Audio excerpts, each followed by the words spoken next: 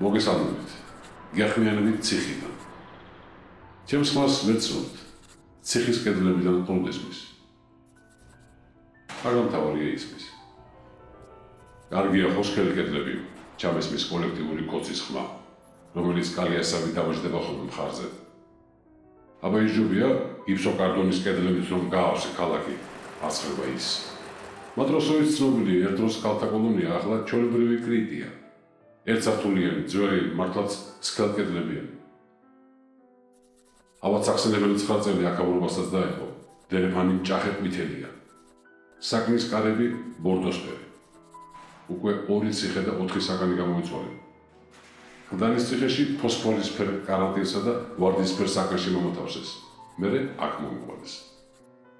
ვალიუმი ან რამე დამაწყნარებელი ხომ არ გინდათ, კითხა ხელმძღვანელმა მუშაკმა.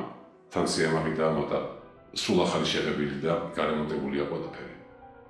ვალიუმი არა, ყავა მინდა. ყავა ბარათითაა. შაბათ-კვირას ლარიოკი, ანუ ციხის მაღაზია, დაგედილია. ეს სასიამოვნო ამბავი ავტომატის ჯერებით მომახალა ბადრაგმა პავლემ შეხვედრისთანავე. საბრალოს სისტემაში მუშაობის 20 წლის სტაჟი აქვს. თმებით სულ სისტემაში არის. მატროსოვის ექსტერიერზე ვერაფერს მოგახსენებთ. გარედან ეს შენობა არც მაქვს ნახი. შიგნით 70-იან წლებში ეკონომიურად ნაშენ მოტელს გავს. თითოეული საკანი დანამრილია. კარი ცხადია რკინისაა, ერთი ბოკლომით, 2 ურდულით, კარმუშკითა და გლაზობით. პერიოდულად კარმუშკაში ბადრაგი ჯონი შემოგვსვნა თავს. ხომ არაფერი გიჭირთ? არა, როგორი გადავართ პასუხობ მე. ისე რამე თუ გინდა აკაკუნებ. რომელი? გეკითხებიან გარედან. მე როგორც ახალბედამ თავიდან გამოვცხადე რომ მე ვარ. პასუხი ვერ მივიღე. კიდევ დავაკაკუნე. რომელი? კითხეს გარედან. ჭკუა ვიხმარე და ვუთხარი რომ გიგი ვარ. გაჭრა. კარმუშკა გაიღო და ზრდილობიანად მთხოვეს რომ სხვა დროს ნომერი დავიძახო. უსაფრთხოების საკითხია. არავინ იცის ვინ რომელ ნომერს საკანში ბუდობს. ასე გავხდი მეც პატიმარი ნომერი X-ი. რეჟიმს ვიცავდა ნომერს არ გეუბნებით. ვითომ არაფერი სინამდვილეში კიდევ ერთი მნიშვნელოვანი ფსიქოლოგიური ბარიერი გავიარე. მეგონა უფრო რთული იქნებოდა ვიდრე აღმოჩნდა. ყველაფერი კომპიუტერულ თამაშს გავს. ახალ საფეხურებზე რომ გადავიხო. ეს შეგრძნება დღეს არ გამჩენია ვარდების რევოლუციის სასკარში და გამოწვევაზე. ედუარდ შევარდნაძე, ასლან აბაშიძე, ბადრე პალაკაციშვილი, რუსეთ საქართველოს ომი. ახლა ბიძინა ივანიშვილი. ამასობაში ჩერჩილის ვირწმუნე და თითოეულ დაბრკოლებაში შესაძლებლობის ძებნა დავიწყე. ციხე ერთგვარი შესაძლებლობაა, მაგალითად გახდომისთვის. რაც არ უნდა სახმარო ჭრედეს და რაც უნდა თავი მომქონდეს ჩემი მეერობის პერიოდში ქალაქის გარდაქმნით და განვითარებით, ფაქტია რომ თბილისის პირველი პირდაპირი და არაპირდაპირი წესით არჩეული მერი თავისი დიეტით შედის ისტორიაში. კოლექტიური კოცი აქაც ამომძახებს, რაგენაულებად, კარგია ხო სახელმწიფოს ხარჯზე გახდომა. ისა ხომ უნდა მოფიქრება, როგორც წესი ოპონენტები სახელმწიფოს ხარჯზე გასიებას აბრალებენ მთავრობის წევრებს, მაგრამ ივანიშვილმა შეძლო ამ პარადიგმის დანგრევა. მოკლედ, ციხეში გახდომა შესაძლებლობაა და არა გარდაუვალი თანმდები აუცილებლობა. ამის შესახებ მოგვიანებით გიამბობთ. დარწმუნებულია რომ ექსელია ყველაზე პოპულარული. ციხე საკუთარ თავთან განმარტოების და განვლილი ცხოვრების შეფასების შესაძლებლობაცაა. არ ვიხმარ გადაფასებას. აქაც კოლექტიური კოცი მოითხოვს რომ მოდი შევუხატო საზოგადოებას.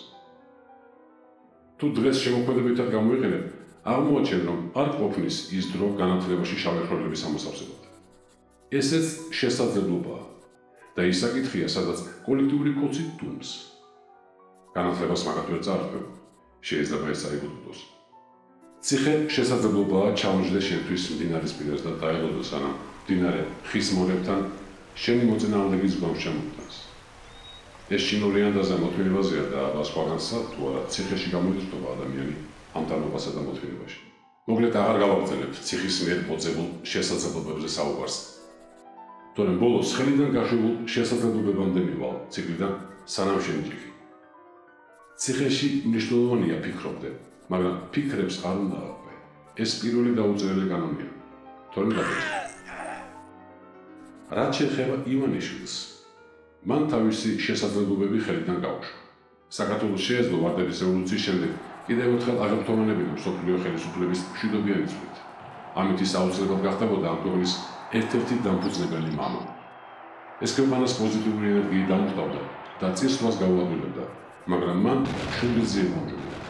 არ იყო გახანება შუა საუკუნეობრივი ჟანრიდან გამოსულიყო, ამიტომაც გავს საქართველოს ახლა ორგანში მომღერალებს. რაც შეეხება ივანიშვილს, მისი ბედი გადაწყვეტილია.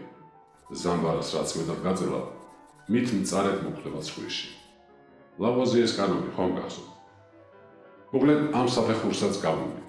ვერ ვიტყვი რომ ციხეში მოხვედრა ჩემი სურვილი იყო, მაგრამ მზად ყოველთვის ვიყავი. ვფიქრობ ჩვენს ტურბულენტურ რეგიონში პოლიტიკურ საქმიანობას ვინც იწყებს, გარკვეული მზადყოფნა ციხისთვის ყველას უნდა ჰქონდეს. ისე ერთი პოზიტიური პერსონაჟი მაინც თუ გახსენდებათ რომელიმე მხატვრულ ფილმში ან ნაწარმოებში ზვიგენი რა მოხდეს. მე რაც მახსენდება, სულ საერთოდ გავლიდერებულ კვარტობით პერსონაჟებს ყავთ. თუმცა ფიქცია რა გვინდა, აგერ Google-ის გლობალური ინტერნეტის კაბელებს ეცეს ზვიგენები და ჭამენ. პროგრესს ხელს უშლია.